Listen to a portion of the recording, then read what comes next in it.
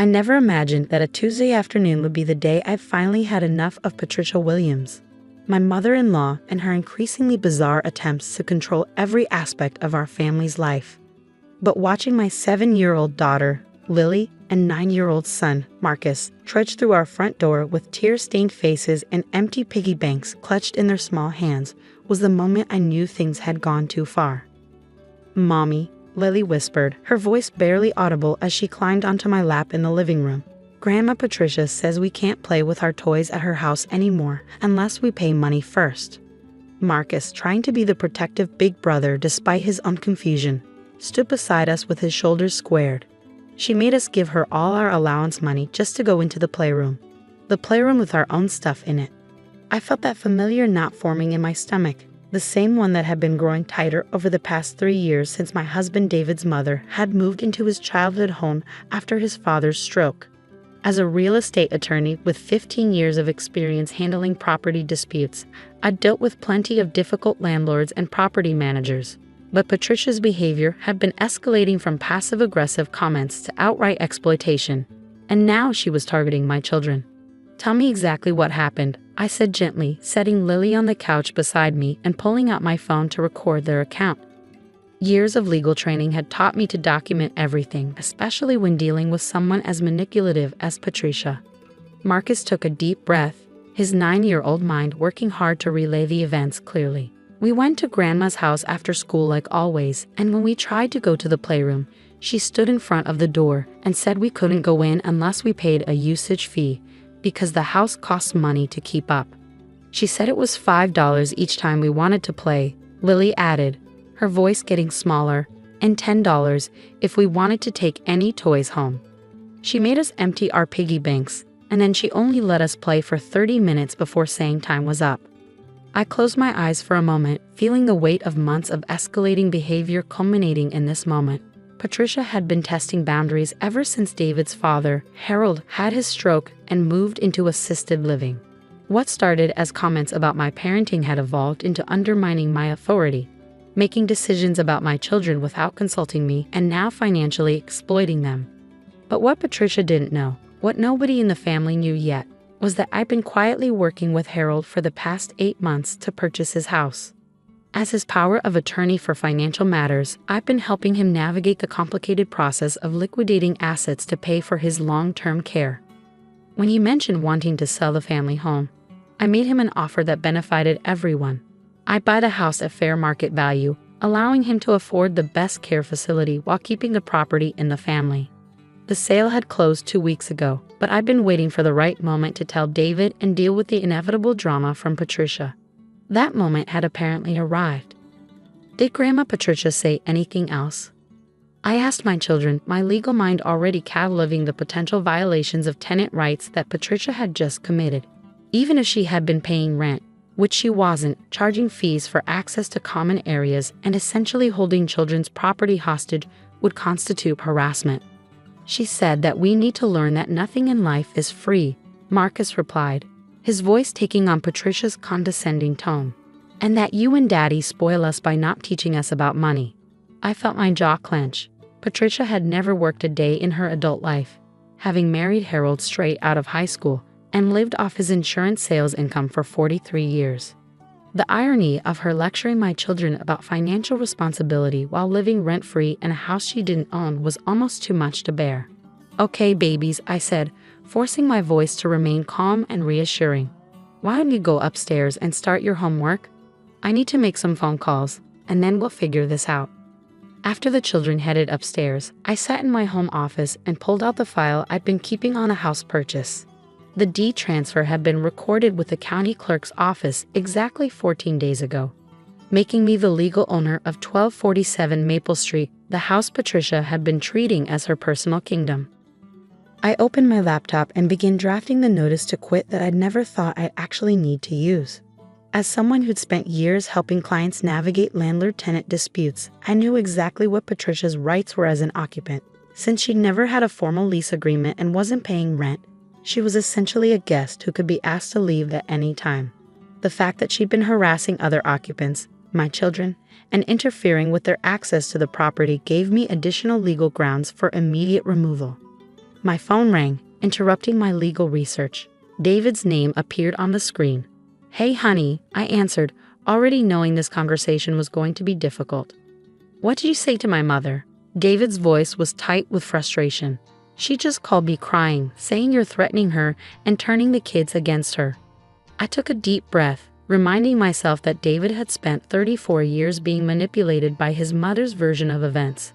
"I haven't spoken to your mother at all today, but I did speak to our children, who came home upset because she charged them money to play with their own toys." "That's not what happened," David said, though I could hear the uncertainty creeping into his voice.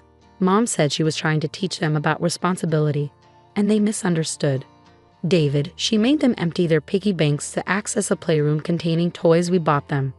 "How exactly is that a misunderstanding?" Silence stretched between us for several moments. I could picture him standing in his office, running his hand through his hair the way he always did when he was caught between protecting his mother and supporting his family. "Look, maybe she went about it the wrong way," he finally conceded. "But she's been stressed about Dad's situation, and she's trying to figure out how to manage the house expenses on her own." This was the opening I'd been waiting for, though not under these circumstances. "Actually, honey, we need to talk about the house situation. Can you come home a little early today?" "Why? What's going on?" "There are some things about your father's financial arrangements that we need to discuss as a family. Things that affect your mother's living situation." I could hear papers shuffling in the background, and I knew David was already mentally rearranging his schedule. As a project manager for a construction company, he was used to dealing with unexpected complications. "I'll be home by 4, he said. "But Alex, please don't do anything dramatic before we can talk this through."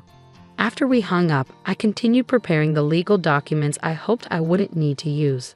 But years of experience had taught me that dealing with someone like Patricia required having all your options ready. I printed out the deed showing my ownership, the notice to quit, and a timeline of Patricia's increasingly problematic behavior that I'd been documenting for months. At 3:47 p.m., I heard David's truck pull into our driveway. Through the window, I watched him sit in a cab for a few minutes, gathering himself for whatever conversation awaited him.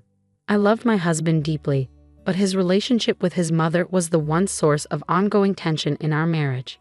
He'd spent his entire life trying to manage her moods and protect other people from her manipulative behavior, and breaking that pattern was proving difficult. "Hey," he said as he walked into the kitchen, immediately moving to pour himself a cup of coffee. "The kids upstairs." "Doing homework," I confirmed, settling myself at the kitchen table with my folder of documents. "David, before we talk about today, I need to tell you something about your father's house." He turned to face me, coffee mug halfway to his lips. "What about it?" "Your father decided to sell it. The medical bills and care facility costs were going to drain his savings within 6 months. So we've been working together to liquidate his assets in a way that would give him the most financial security." David set his mug down hard enough that coffee sloshed onto the counter. "You've been working together on what? Why didn't anyone tell me?" "Because your father asked me to handle it as his attorney, and he wanted to have a complete plan before discussing it with the family. He was trying to protect everyone from worrying about his financial situation." "Okay," David said slowly, leaning against the counter. "So who bought the house? How much time does Mom have to find somewhere else to live?" I opened the folder and pulled out the deed, sliding it across the table toward him. "I bought the house, David, 2 weeks ago. Your mother isn't in immediate danger of being homeless, but the situation has changed." David stared at the document for a long moment, his expression cycling through confusion, surprise, and something that might have been relief. "You bought Dad's house. Why did you tell me?" "Because I knew it would create drama with your mother, and I wanted to have a plan in place for handling that drama before we told anyone. I was going to discuss it with you this weekend, but today's events with the kids have accelerated the timeline." "What does this mean for Mom?" I pulled out the behavioral documentation I'd been keeping and spread it across the table. "It means your mother is now living in my house, and her behavior toward our children is no longer something we have to tolerate in the name of family harmony." David picked up the first page, scanning the dates and descriptions I'd recorded. His face grew darker as he read through months of incidents, Patricia undermining my parenting decisions, making inappropriate comments about our financial situation, telling the children that I was too strict and they didn't have to follow rules at her house, and now financially exploiting them. She really said all this stuff? He asked, though his tone suggested he already knew the answer. Every word is documented with dates, times, and witnesses when applicable. David, your mother has been escalating her behavior for months, and today she crossed a line I can't uncross. She charged our children money to access their own toys. Before David could respond, we'd heard the front door open and Patricia's voice calling out, "David, your mother needs to speak with you immediately." I looked at David and raised an eyebrow. We hadn't invited her over, but Patricia had a long history of showing up uninvited when she felt her control slipping. In the kitchen, Mom, David called back, his voice carefully neutral. Patricia swept into the room wearing her most dramatic martyred expression, clutching a tissue in one hand and her purse in the other. She was a small woman, barely 5 feet tall, but she had perfected the art of filling a room with her emotional energy. "David, thank goodness you're here," she began, completely ignoring my presence. "Your wife has been filling the children's heads with lies about me, and now they're afraid to visit their grandmother." I opened my mouth to respond, but David held up his hand. "Mom, before we talk about today, Alex has something to tell you about Dad's house." Patricia's eyes narrowed as she finally acknowledged my presence. "What about Harold's house? It's been in the Matthews family for 60 years. "It still is," I said calmly, sliding the deed across the table toward her. "I bought it from your husband 2 weeks ago." The silence that followed was so complete I could hear the refrigerator humming in the corner. Patricia stared at the document as if it were written in a foreign language. "That's impossible," she finally whispered. "Harold would never sell the house without telling me. Harold needed to liquidate assets to pay for his care," I explained, my voice remaining professionally neutral. "As his attorney and power of attorney for financial matters, I helped him find a solution that would keep the house in the family while giving him the resources he needs."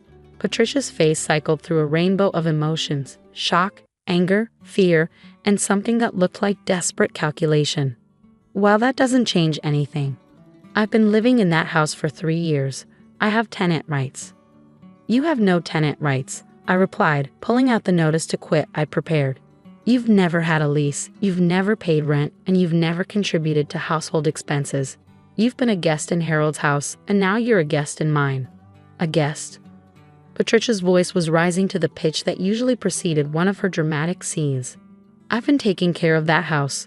I've been maintaining the property and making it a home for the family.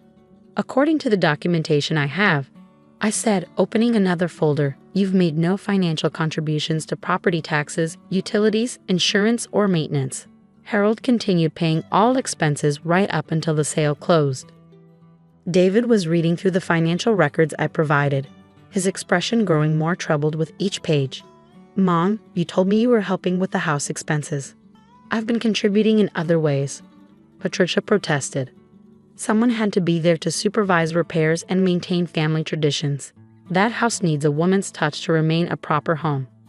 I felt my patience finally snap. "Patricia, charging children money to play with their own toys is not maintaining family traditions. It's financial exploitation of minors. I was teaching them responsibility." She shot back, her careful composure finally cracking. "Someone needs to prepare them for the real world since their parents clearly aren't." David set down the financial records and looked directly at his mother. "Mom, you charge my kids money to access their own toys. How is that teaching responsibility?" "Children need to understand that everything costs money," Patricia replied, but her voice was losing its conviction. "The house has expenses, and if they want to enjoy the benefits, they should contribute." "But it's not your house," I said quietly. "It's mine. And my children don't need to pay fees to access their own belongings in a house their parents own." The full weight of the situation was finally hitting Patricia. I could see her mind racing, trying to find an angle that would restore her control over the situation. "This is all just paperwork," she said, her voice taking on a pleading tone. "David, you're not going to let her throw your own mother out on the street, are you? After everything I've done for this family?" David looked between us, and I could see the familiar pattern trying to reassert itself. Patricia creating a crisis, positioning herself as the victim, and expecting David to fix everything at someone else's expense. But this time was different. This time, I held all the cards. "Mom," David said slowly, "you're not going to be homeless. But things are going to change. I pulled out the formal notice I prepared, sliding it across the table to Patricia. You have 30 days to find alternative housing arrangements. Given the circumstances and your behavior toward my children, that's more generous than legally required. Patricia stared at the notice as if it might catch fire. 30 days? David, you can't let her do this to me. Actually, Mom, she can, David said, his voice carrying a finality I'd rarely heard when he spoke to his mother. And honestly, after reading about what you've been doing with the kids, maybe it's time for everyone to have some space. Space. Patricia's voice cracked with disbelief. I'm your mother. I gave you life. I sacrificed everything to raise you. And I appreciate that, David replied. But you charge my children money to play with toys I bought them. That's not acceptable, regardless of whose house it happens in. I watched Patricia's face as she realized that her usual emotional manipulation wasn't working. For the first time in the 3 years I'd known her, she had no leverage, no way to make other people responsible for managing her choices. Where am I supposed to go? She asked, her voice small and defeated. You have options, I said, pulling out the research I'd done over the past few months. There are several nice senior living communities within 20 minutes of Harold's care facility. I can provide you with a list of places that are accepting applications. Senior living? Patricia looked horrified. I'm only 68 years old. And you're about to be 68 and homeless if you don't start making practical decisions, I replied. The sale of Harold's house will provide you with enough money for a substantial down payment on a nice apartment or condo. David reached across the table and took his mother's hand. Mom, this doesn't have to be a bad thing. You've been stressed about maintaining the house and worried about Dad's expenses. This solves both problems. Patricia jerked her hand away from David's. Don't try to make this sound like you're doing me a favor. This is about her wanting to control everything. She pointed an accusatory finger at me. No, I said, my voice remaining calm. This is about protecting my children from being financially exploited by someone who has no legal right to charge them fees for anything. The room fell silent again. Patricia seemed to be processing the reality that her position had fundamentally changed, that the power dynamics she'd been accustomed to no longer applied. Fine, she said finally, her voice cold with fury. If that's how this family treats its elders, then maybe I don't want to be part of it anyway. She stood up abruptly, grabbing her purse and the notice to quit. You'll regret this, David. Both of you will regret treating me this way. After she stormed out, David and I sat in the quiet kitchen, processing what had just happened. Are you okay? I asked, reaching for his hand. He squeezed my fingers and nodded slowly. Yeah, I think I am. For the first time in my adult life, I feel like I can protect my family without having to choose between them and my mother. She'll find somewhere to live, I said, and with some distance and boundaries, maybe your relationship with her can improve. 6 months later, Patricia was settled in a beautiful senior community apartment 15 minutes from Harold's care facility. She'd initially refused to speak to any of us, but gradually began accepting David's weekly phone calls. The children visited her occasionally, though always with David or me present, and she never again charged them for anything. Harold's care was fully funded. Patricia had her own space and independence, and my children could play with their toys without paying fees. Sometimes the best family solutions require clear boundaries and someone willing to enforce them. The house on Maple Street became truly ours, filled with laughter instead of tension, and my children learned that they deserved to be treated with respect by everyone in their lives, even grandmothers.